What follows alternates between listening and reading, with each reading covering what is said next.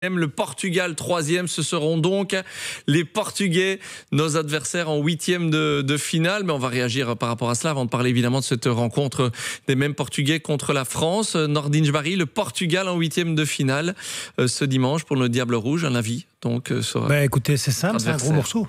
C'est un gros morceau parce que c'est une équipe qui sait bien défendre, c'est une équipe qui sait mettre de l'impact physique.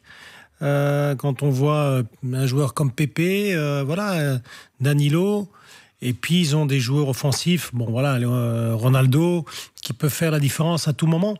Donc c'est une équipe compliquée à jouer. Je crois que, comme je l'ai dit là tout à l'heure,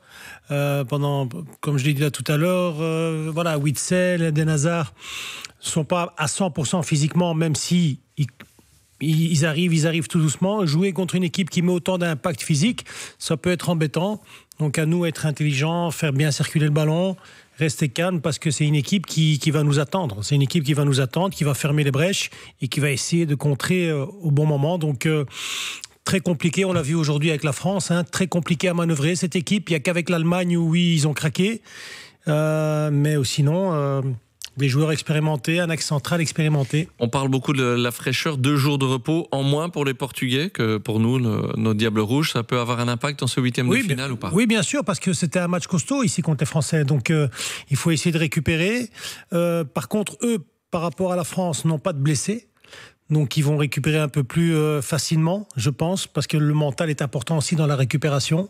Ils ont quand même fait 2-2 contre la France. Ils avaient pris une raclée contre l'Allemagne, donc là ils remettent quand même les pendules à l'heure. Je pense que malgré les jours en moins de récupération, la fraîcheur mentale va être bonne pour le Portugal, je pense. Ouais, les Portugais, donc adversaires des Belges en 8e de finale de cet Euro 2020. Votre avis donc sur cette affiche qui nous attend, Pascal Chimé? Mon avis, c'est que si la Belgique va en finale, le match le plus facile sur papier, ce sera la finale. Parce que le champion d'Europe en titre en 8e, peut-être hypothétiquement la Squadra en quart, l'équipe de France championne du monde en demi, si les pronostics sont respectés. Après, en finale, fatalement, ce sera peut-être le match le plus facile. C'est pour la boutade. Peut-être que le Portugal était l'équipe qu'il fallait éviter dans ce groupe, peut-être plus que la France, peut-être plus, même beaucoup plus que l'Allemagne. C'est une équipe qui, par son football, va nous poser des problèmes. On n'aime pas jouer ce genre d'équipe. C'est une équipe qui sait attendre, qui sait défendre, avec une charnière défensive très très bonne, peut-être une des meilleures d'Europe. Dans ce championnat d'Europe, Pep, Ruben Dias est monstrueux. Pep, on l'a encore vu ce soir. Il a 38 ans, mais il n'a pas de crampes. Je veux dire, vous jouez 90 minutes à cette intensité-là et il est fit. Donc là, il va y avoir un sérieux combat physique. Par contre, là où il y a une vraie possibilité, c'est qu'on voit que c'est une équipe qui est friable sur les flancs. Ouais. Notamment le flanc droit, avec Semedo. Il faudra voir dans quel état physique sera Semedo. Mais je me dis qu'un Eden Hazard au sommet de son art ou proche du sommet, à quelques kilomètres de l'arrivée, pour utiliser ce jargon cycliste, il va faire mal. Là où il faudra vraiment faire attention, c'est que le Portugal est une équipe qui marque avec énormément de facilité. Elle a marqué 7 buts en 3 matchs, tout en ne donnant pas l'impression d'y toucher. Et puis, il y a cet homme, Cristiano Ronaldo, qui est maintenant co-recordman de buts en sélection. Et comme c'est un homme de challenge, il va vouloir marquer encore. Donc, il faudra vraiment faire attention. Sur papier, c'est peut-être le plus beau 8e de finale. Et recordman en championnat d'Europe aussi, de buts. Aussi, championnat d'Europe et on peut même rajouter en plus Coupe du Monde, parce qu'il a inscrit ce soir 20 buts. 20 buts entre Coupe d'Europe et Championnat d'Europe, 21 même, parce qu'il a inscrit un doublé. Voilà donc pour l'affiche qui nous attend en 8e de finale dimanche.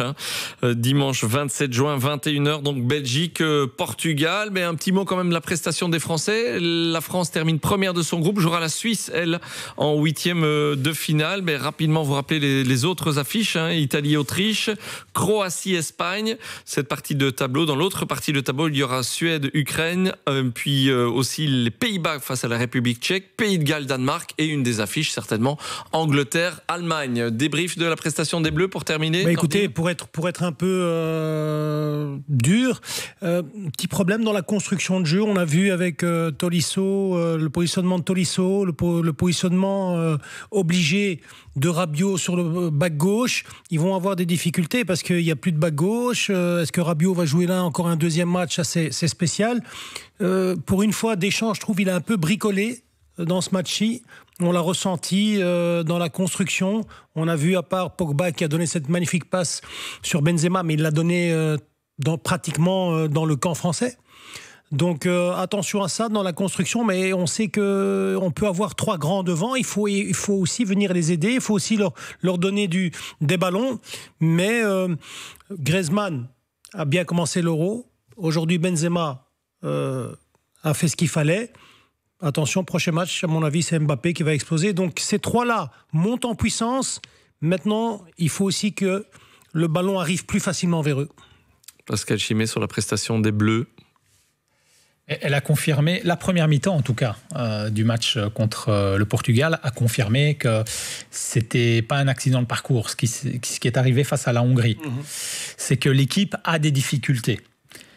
Bon, le problème avec l'équipe de France, c'est que c'est une grande nation du football qui a besoin, et c'est une grande équipe qui a besoin d'enchaîner les matchs et qui va se bonifier au fur et à mesure des matchs. On a vu, il y a quand même une belle réaction en deuxième période. J'ai trouvé aussi le Portugal repu à un moment donné, parce que le partage arrangeait tout le monde. Maintenant, j'aurais aimé, honnêtement, voir cette rencontre sans le pénalty accordé en première période sur cette faute sur Mbappé. Il y a eu des faits de match qui ont remis l'équipe de France dans le match, justement, alors que le Portugal était souverain en première période. Donc, je reste encore un petit peu sur ma faim concernant l'équipe de France. Oui. Maintenant, force est de constater qu'elle a le meilleur tirage au niveau des 8e, mais peut-être qu'après coup, on se dira qu'il valait mieux finir deuxième dans ce groupe que premier. Oui, pour être du bon côté du tableau ou pas. Ben, voilà pour le débriefing donc, de cette dernière soirée de cette phase de groupe. On va se retrouver avec beaucoup de plaisir, évidemment, dès samedi. Pays de Galles, Danemark à 18h, Italie, Autriche à 21h. Merci Nordine Jbari, merci à vous. Notre consultant ce soir. Merci Pascal Chimay.